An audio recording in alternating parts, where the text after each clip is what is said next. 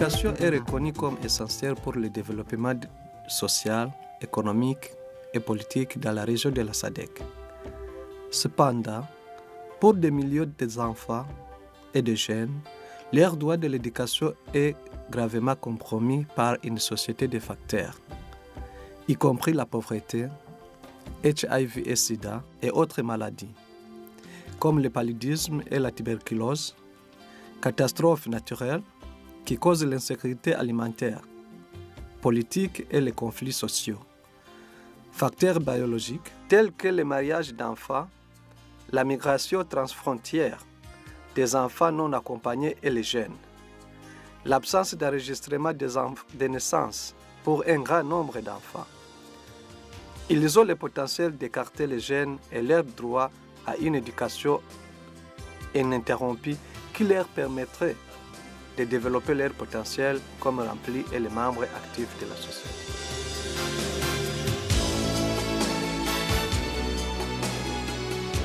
En reconnaissance de la nécessité urgente d'éliminer ces obstacles à l'éducation et à réaliser les objectifs de développement de la région, les soins et le soutien de l'enseignement et les programmes d'apprentissage, communément appelés CSTL, a été adopté à l'unanimité par le ministère de l'Éducation de tous les États membres de la SADC à une réunion en Zambie le 4 juillet 2008. Il est actuellement mis en œuvre intensive en République démocratique du Congo, Mozambique, Afrique du Sud, le Swaziland et la Zambie. Le programme CSTL a présenté aux pédagogues une directive qui peut être adoptée pour répondre aux besoins particuliers de chaque pays.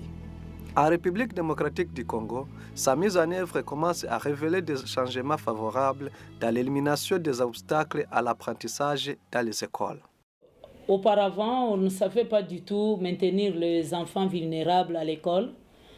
C'était une difficulté pour nous.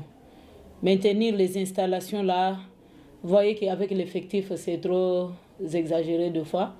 Et on ne savait pas les maîtriser, mais avec la CSTL, nous avons eu le temps de maintenir nos enfants et il n'y a pas de déperdition.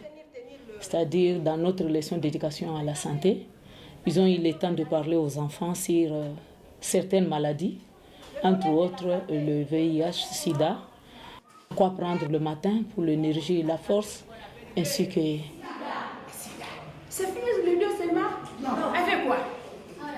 La propreté au sein de notre école, c'est ça. En termes de la protection, mon école était exposée à beaucoup de menaces.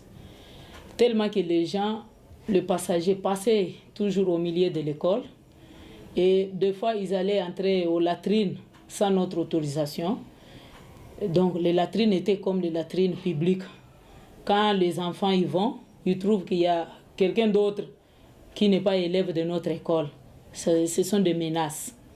Et quand nous partons à la maison, il n'y avait pas de clôture, mais il y avait des bâtiments. Et il y avait toujours des cassures, des cadenas. Vous pouvez fermer, vous venez le matin, vous trouvez que cette porte-là est détruite. Et quelque part dans des salles de classe, vous pouvez trouver il y a des sangs, il y a des capotes. C'est-à-dire l'école était transformée peut-être en hôtel ou bien dans des maisons de chambre à prendre la nuit. Nous nous sommes concentrés pour mettre les tôles et nos sentinelles qui sont là régulièrement pour protéger les enfants. Des sentinelles qui travaillent la nuit pour protéger le patrimoine et l'enclos. Le matin, nous avons les tôles, comme nous les avons mis là-bas pour signifier que c'est la clôture. Maintenant, il n'y a pas de passage. Les enfants, maintenant, comme résultat, ils sont en classe, ils étudient dans de meilleures conditions. Il n'y a plus de passage, il n'y a plus de bruit. Ils sont bien protégés. La contribution des parents est reconnue comme faisant partie intégrante du programme CSTL. Les PSP, notre ministère, il y a la loi qui nous prévoit d'être en communication avec les parents qui sont nos partenaires. Parce que les enfants viennent des parents. Alors pour notre complexe scolaire, chaque fois qu'il y a un problème, nous faisons appel aux parents pour résoudre ces problèmes. Tel que le problème de ce bâtiment que vous voyez, à peine construit, nous avons fait appel aux parents dans une assemblée générale. Ils ont trouvé les voies et moyens pour construire cette salle. Et à l'avenir, nous comptons encore construire une salle là-bas et ajouter encore d'autres salles là-bas pour faire de ces complexes un grand complexe. La République démocratique du Congo a pour politique que chaque enfant doit avoir la possibilité de se donner des moyens nécessaires pour devenir des membres productifs de la société. À cette école de commerce à Bandalungwa, qui révèle du ministère des Affaires sociales, tous les enfants de tous les niveaux de la société sont les bienvenus. Néanmoins, certains enfants viennent de familles pauvres, d'autres enfants viennent de familles normales, mais au cours de l'année ou au début, il y a une perte d'une personne, soit papa ou maman, et l'enfant n'aura pas la possibilité que cette famille puisse payer ses frais scolaires, ainsi de suite. Donc, tous ces cas-là que nous appelons les cas sociaux. Néanmoins, nous avons besoin de ces enfants, qu'on ne les abandonne pas seulement d'abord en cours de route, mais nous devons, après avoir formé, enseigné, pour le reclasser dans la société. Alors, il doit avoir un moral bien fixe et posé. Pendant que nous sommes en entretien chaque jour avec les enfants, nous devons connaître, épingler leurs cas.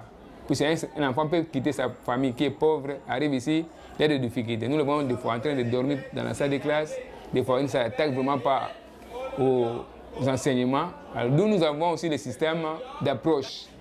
Nous envoyons peut-être, quand nous remarquons comme ça de nous-mêmes, soit il est trop brutal, trop mou, bien ainsi de suite, on envoie des agents auprès de l'enfant en question pour être d'abord en contact, s'adapter aux causeries, et l'enfant va ouvrir son cœur.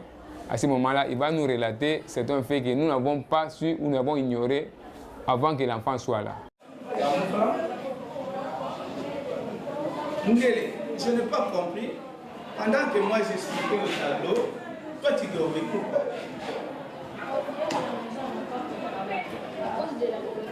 À cause de la nourriture. Papa n'avait pas laissé l'argent. Donc hier la nuit tu n'as pas mangé. C'est pour ça que ça te donne de fatigue, tu es fatigué, tu ne parviens pas à suivre les cours. Dans ce cas, le directeur fait une demande au ministère de l'Éducation pour que les élèves soient exonérés des frais de scolarité. Pendant notre fonctionnement, il y a un enfant qui peut venir malade à la maison, mais la maladie se manifeste ici. Et nous avons le droit, puisque dans l'enceinte de l'école, amener l'enfant à la Croix-Rouge. Et la Croix-Rouge traite pour les premiers soins. Puisque ici sur place, nous n'avons pas les médicaments appropriés pour les soins primaires. En termes de la santé, dans la promotion de notre école, nous avons réalisé 3 différentes activités, notamment le football, le basketball et la marche de santé. Donc cela s'est fait comment? Dans chaque classe, nous avons une équipe de football qui se réunissent 2 fois par mois, une fois. Et il y a aussi la marche. Nous faisons la marche de santé. Nous tournons, contournons et nous revenons. Nous sortons la grande porte pour entrer dans la petite porte. C'est ça ce que nous faisons.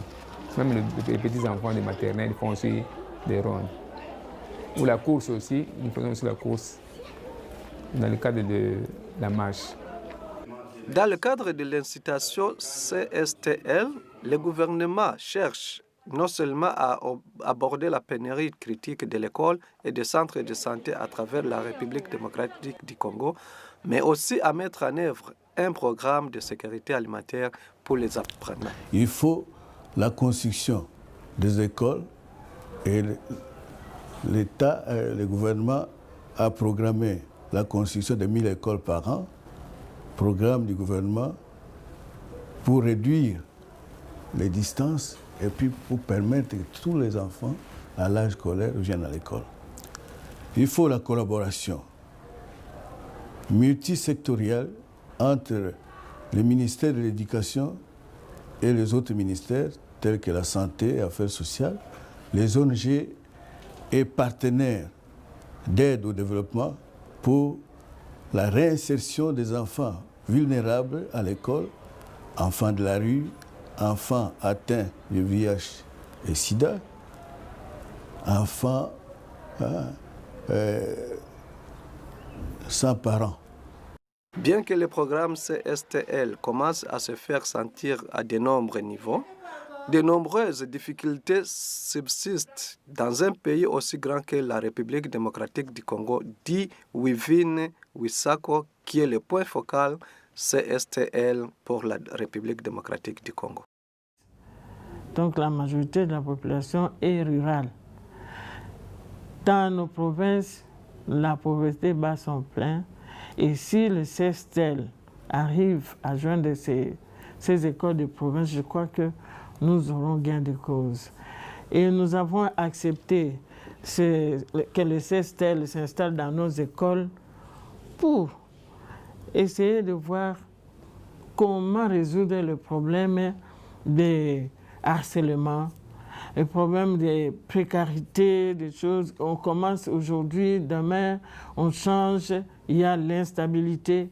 Mais avec le CSTL, on va trouver certaines solutions à nos problèmes. Voilà pourquoi nous avons accepté que les écoles deviennent le centre d'intérêt pour le CSTL, parce que c'est là qu'on trouve la population fragile, les enfants. Et on peut bien que les parents sont les enfants, les regrouper. On ne peut pas aller de maison à maison, mais on peut retrouver les enfants dans les écoles.